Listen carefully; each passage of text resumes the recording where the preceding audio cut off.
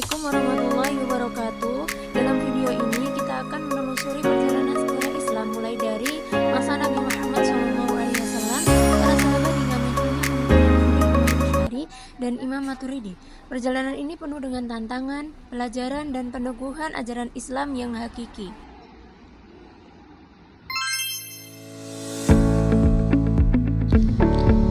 Masa kenabian Rasulullah Muhammad SAW adalah fondasi utama bagi umat Islam.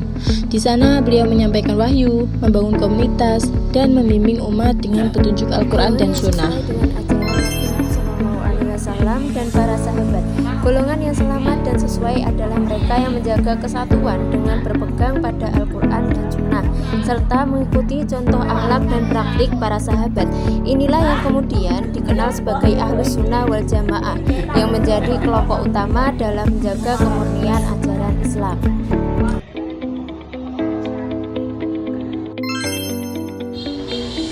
Selanjutnya adalah golongan yang sesuai dengan ajaran Nabi SAW dan para sahabat.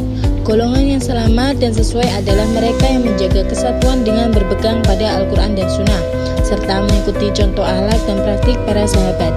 Inilah yang kemudian dikenal sebagai Ahlus Sunnah wal Jamaah, yang menjadi kelompok utama dalam menjaga kemurnian ajaran Islam. B. Islam periode sahabat. Setelah wafatnya Rasulullah, kepemimpinan umat dilanjutkan oleh para sahabat yang utama yang dikenal sebagai Khulafaur Rasyidin.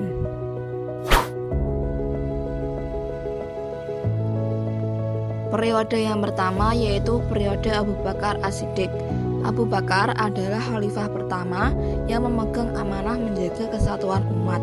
Ia menghadapi tantangan berat berupa pemberontakan dan murtad di berbagai wilayah. Dengan tegas dan penuh keimanan, Abu Bakar melaksanakan perang Ridho untuk menyatukan kembali umat Islam dan menjaga kelangsungan dakwah. Selanjutnya adalah periode Umar bin Khattab radhiyallahu anhu. Umar radhiyallahu anhu adalah khalifah yang terkenal dengan ketegasan, keadilan, dan kebijaksanaannya. Di masa pemerintahannya, wilayah kekuasaan Islam meluas sampai Mesir, Syam, dan Persia. Umar juga merintis sistem administrasi yang modern, memperkuat hukum Islam, serta memperhatikan kesejahteraan rakyat. 3. Periode Utsman bin Affan. Utsman radhiyallahu an menghadapi masa yang lebih kompleks, terutama terkait keragaman bacaan Al-Quran. Untuk menjaga kesatuan umat, beliau memerintahkan penyerangan mushaf Al-Quran. Namun pada masa ini juga mulai muncul ketegangan politik yang berujung pada pemberontakan. Yang terakhir ada periode Ali bin Abi Thalib. Ali memimpin dalam situasi penuh tantangan, termasuk konflik internal, yang dikenal sebagai fitnah pertama. Ia dikenal sebagai pejuang keadilan dan ulama besar. Masa kepemimpinannya mengajarkan pentingnya kesabaran dan menjaga prinsip kebenaran meskipun menghadapi perpecahan. Saya akan menjawab pertanyaan terkait dengan yang telah digambarkan di atas. Soal yang pertama, yaitu jelaskan konsekuensi menganggap para sahabat buruk dan fasik. Jawabannya yaitu menganggap para sahabat Nabi sebagai orang yang buruk dan fasik memiliki dampak serius dalam akidah Islam. Pandangan ini bertentangan dengan prinsip Ahlus Sunnah wal Jamaah yang meyakini bahwa para sahabat adalah orang-orang adil dan terpercaya.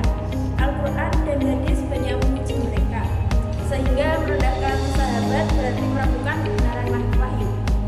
Selain itu, konsekuensi ilmiah dan historisnya sangat besar. Para sahabat adalah perawi utama Al-Quran dan hadis serta saksi sejarah Islam. Jika mereka dianggap tidak jujur, maka fondasi syariat Islam itu terguncang dan sejarah Islam menjadi tidak valid. Dari sisi sosial, pandangan ini bisa menimbulkan perpecahan umat, menjelekkan sahabat, sering menjadi pemicu konflik antar kelompok muslim. Baik, untuk soal selanjutnya adalah bagaimanakah sikap Ahlus Sunnah wal Jamaah dalam menghadapi konflik yang terjadi di antara para sahabat? Jawabannya, sikap Ahlus Sunnah wal Jamaah dalam menghadapi konflik di antara para sahabat adalah dengan tetap menghormati dan memuliakan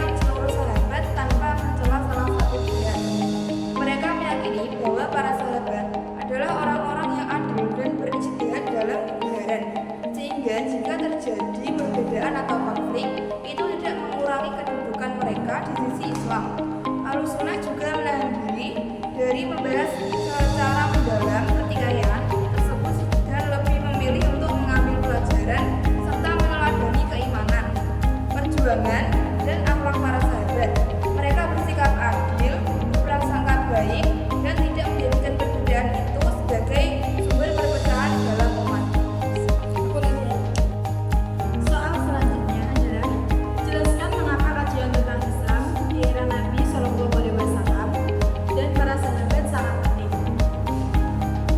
Jawabannya adalah kajian tentang Islam di era Nabi Muhammad Shallallahu Alaihi Wasallam dan para sahabat sangat penting karena masa tersebut merupakan periode paling murni dalam sejarah Islam, di mana ajaran-ajaran agama Islam diterapkan langsung di bawah bimbingan wahyu dan teladan Rasulullah.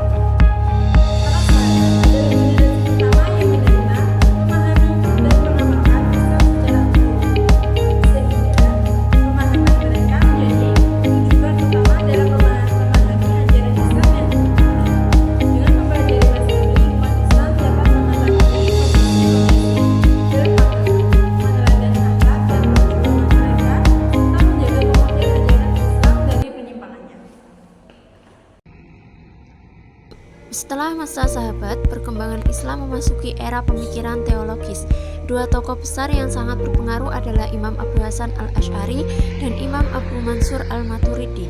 Keduanya merumuskan akidah Ahlus Sunnah wal Jamaah yang kokoh sebagai respon terhadap berbagai ajaran sesat dan penyimpangan yang mulai muncul. Imam Asy'ari menegaskan keseimbangan antara akal dan wahyu, sedangkan Imam Maturidi menekankan pentingnya akal dalam memahami ajaran Islam. Pemikiran mereka menjadi pondasi utama bagi umat Islam hingga kini, menjaga kesatuan dan kemurnian akidah.